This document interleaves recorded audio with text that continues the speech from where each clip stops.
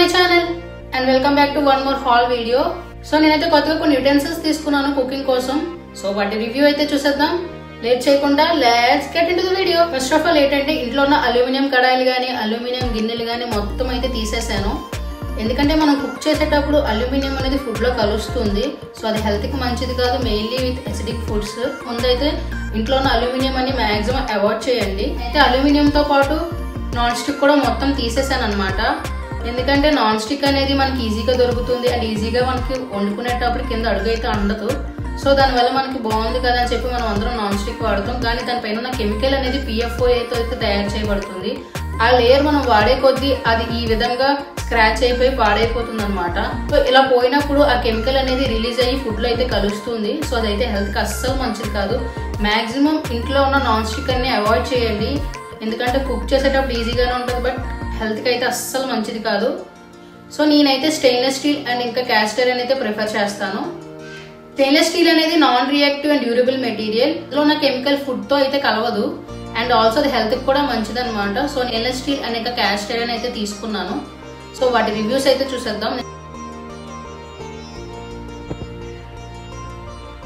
So మీరు ముందుగా చూసిన వీడియోలో ఉన్న ఐటమ్స్ అన్ని అయితే నేను తీసుకున్నాను. ఫ్రై ప్యాన్స్, కుక్కర్స్ అండ్ ఇంకా కడాయిలు ఇవన్నీ అయితే తీసుకున్నాను అనమాట. అవన్నీ ఇండస్ వ్యాలీ బ్రాండ్ నుంచి అయితే తీసుకున్నాను నేను స్టెయిన్లెస్ స్టీల్. ఒకటి చూసేద్దాం. ఫస్ట్ వన్ వచ్చేసి ఫ్రై ప్యాన్ అనమాట. ఇది వచ్చేసి 22 సెంటీమీటర్స్ ఉంది అండ్ ఇది 1.5 లీటర్స్ వరకు కెపాసిటీ అయితే కుక్ చేసుకోవచ్చు. రైస్ కానీ ఆమ్లెట్స్ కానీ ఏదైనా చేసుకోవచ్చు. లిడ్ అయితే ఏమీ రాలేదు. సో ఇలా వచ్చింది అనమాట. అండ్ కింద హ్యాండిల్ వచ్చి ఇలా సిలికాన్ తో అయితే ఇచ్చారు. నెక్స్ట్ వచ్చేసి ఇది ఒక కడాయి, డీప్ కడాయి అనమాట. 4.5 లీటర్స్ కెపాసిటీ అండి విత్ 28 సెంటీమీటర్స్. వచ్చేసి నేను రెగ్యులర్ గా కర్రీస్ చేసుకోవడానికి అయితే తీసుకున్నాను డైలీ యూజ్ కి. 4 to 5 పీపుల్ సరిపడా కుకింగ్ అయితే చేసుకోవచ్చు. అండ్ దీనికైతే లిడ్ కూడా వచ్చింది పైన. గ్లాస్ లిడ్ అయితే కాదు, మామూలు లిడ్ వచ్చింది. అండ్ నెక్స్ట్ వన్ వచ్చేసి కుక్కర్ అనమాట. ఇది వచ్చేసి నేను 5 లీటర్స్ కెపాసిటీ అయితే తీసుకున్నాను నేను. సో కుక్కర్స్ తో మెయిన్లీ ప్రాబ్లం ఏంటంటే అల్యూమినియం కుక్కర్స్ వచ్చేసి ఈ పైన అనేది లీకేజ్ అనేది అయిపోతుంది ఏదైనా కుక్ చేసుకునేటప్పుడు. బట్ ఈ స్టెయిన్లెస్ స్టీల్ తో ఆ ప్రాబ్లం అయితే అసలు ఏమీ లేదు, చాలా బాగుంది. అండ్ నెక్స్ట్ వన్ వచ్చేసి నా ఫేవరెట్ వన్ అనమాట, స్టెయిన్లెస్ స్టీల్ మల్టీ పాట్ అనమాట. బేసికలీ చెప్పాలంటే ఇది ఒక స్టీమింగ్ పాట్ అనమాట. ఇడ్లీస్, మోమోస్, ఇడియాపోలా అండ్ ఇంకా కావాల్సిన పాస్తా ఇలాంటివన్నీ చేసుకోవచ్చు. అది ఓపెన్ చేయగానే లోపల అయితే ఎక్కడం plates, momo plates, idli, so ఇలా 5 ప్లేట్స్ అయితే ఇచ్చాడు ఇందులో. ఇది వచ్చేసి 3 లీటర్స్ కెపాసిటీ అనమాట. అండ్ నెక్స్ట్ వన్ వచ్చేసి ఇది ఒక రైస్ పాట్ అనమాట విత్ లిడ్ అయితే వచ్చింది. సో బేసికలీ యూజ్ అవుతుంది అంటే ఎవరైతే కుక్కర్ లో కాకుండా అన్నం వార్చుకుంటారో వాళ్ళకైతే ఇది బాగా యూజ్ అవుతుంది.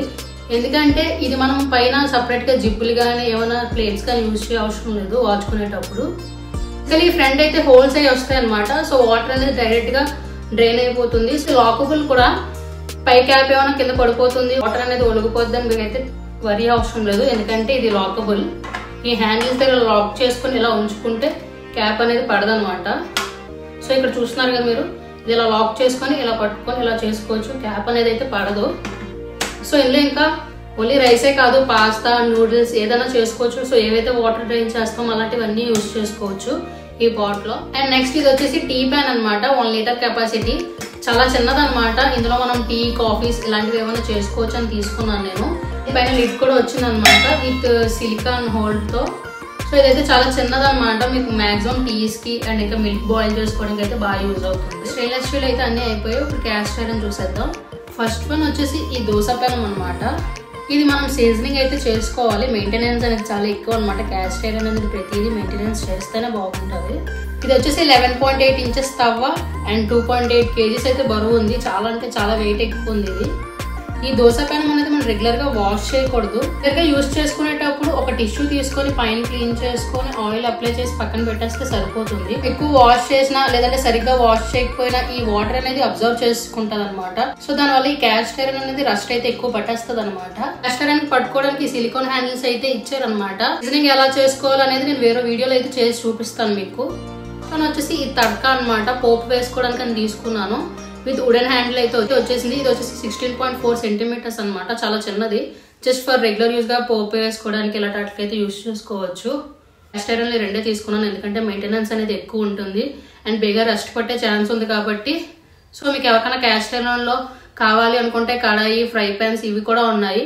బట్ ఎవరైతే ఎక్కువ మెయింటెనెన్స్ చేసుకోగలం పర్లేదు అనుకునే వాళ్ళైతే తీసుకోవచ్చు. నేను వీటి లింక్స్ కావాలంటే కింద డిస్క్రిప్షన్ లో అయితే మెన్షన్ చేస్తాను, చెక్అవుట్ చేయండి. మీకు కానీ వీడియో నచ్చినట్లయితే please do like, share and don't forget to subscribe. Bye.